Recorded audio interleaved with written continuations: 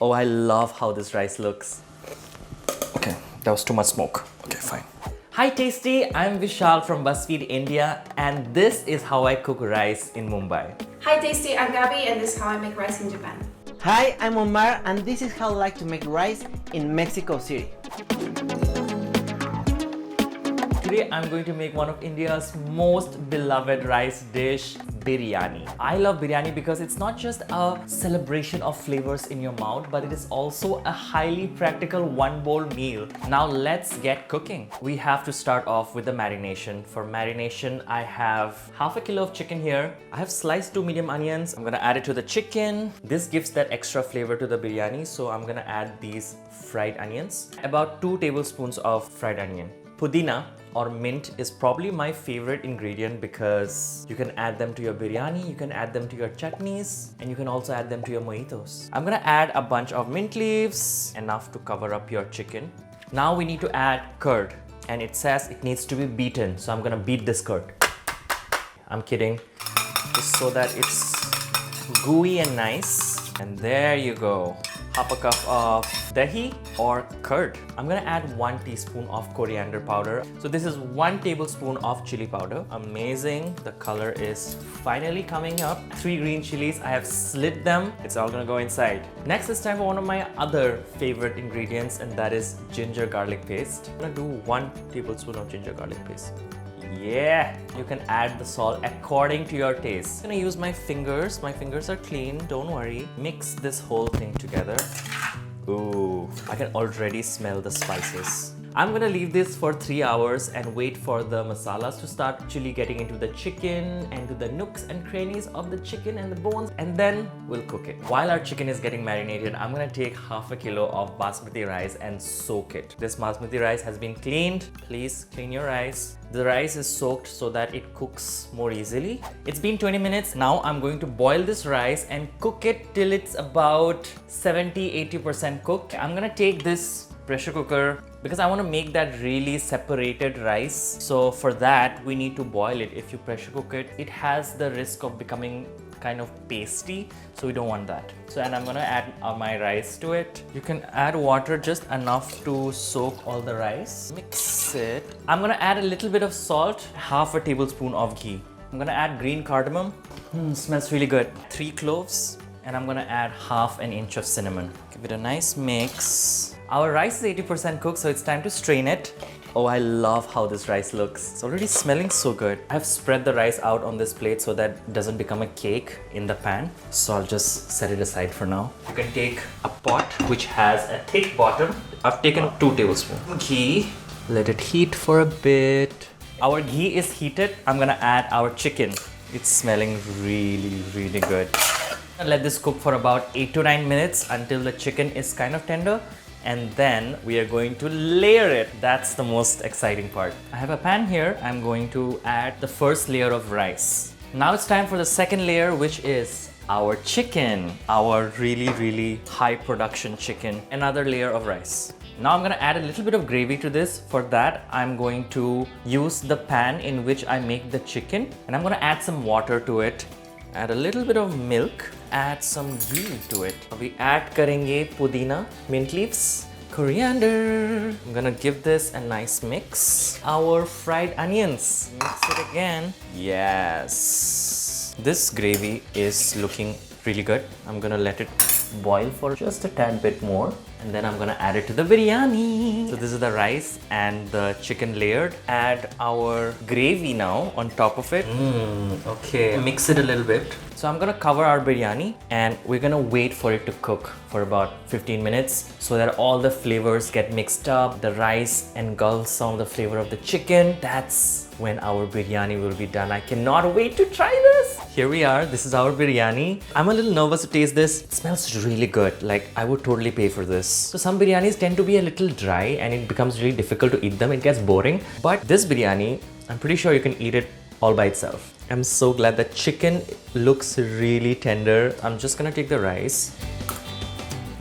Really good. The spices are more subtle. It's not very hot. If you want it hot, you could always do some variations with the chilies and the spices and everything. This personally for me is perfect.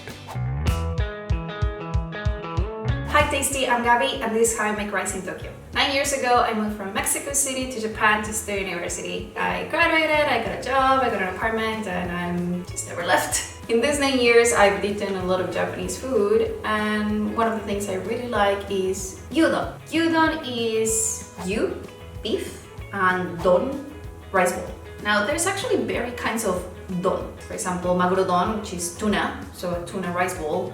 Or there's katsu, katsudon. Katsu is deep fried cutlet. It's also very delicious. But today we're gonna be making gyudon because it's the one that is the most comforting to me. First thing we're gonna do is the rice. I'm gonna be using my lovely, trusty, beautiful rice cooker. It's just rice and water, that's it. I put 2 cups of rice with a little bit of water and I just press the button, let it cook. It's done. And the rice cooker will keep it warm until I have to use it. So that's it. Simple thing ever. This is gonna make our beautiful broth. Now we're gonna pour our water in here at the dashi. Mix this very well and completely dissolve. Once that's dissolved, we are gonna add everything else except the onion. First sugar, mirin, sake, and soy sauce. We're gonna mix it a little bit and we're gonna turn this on.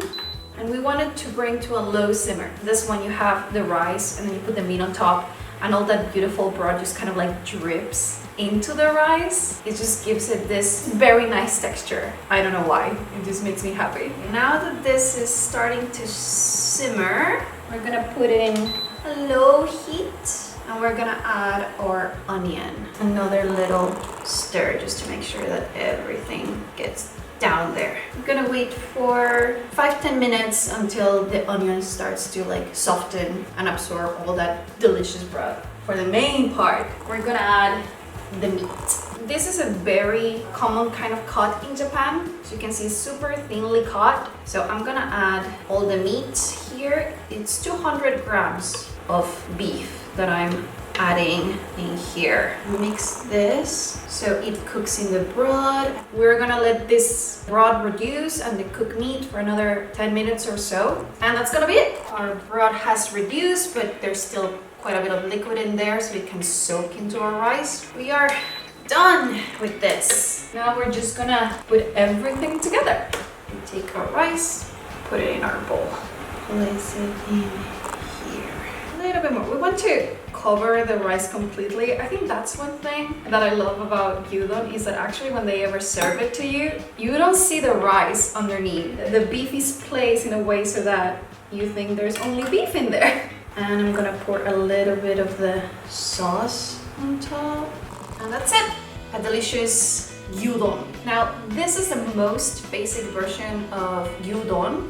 Actually, on top of this, you can also add things to it. The most common toppings are pickled radish or a soft-boiled egg. You can get creative with it. So let's try this baby. It does bring me back to university, my friends, 2 a.m. eating this, no complaints, still really delicious. I'm very happy. So that's it, that's gyudon.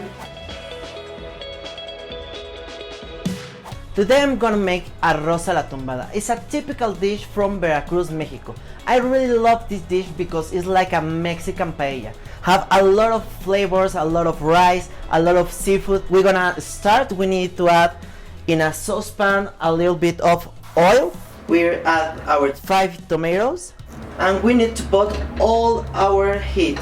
This is basic for many Mexican sauces. Smoke tomatoes and you have an incredible flavor. If you can see, this is the color and the texture we are looking for. And the tomatoes are ready. This is time to blend our tomatoes. We're gonna put in here, gonna add a half cup of water.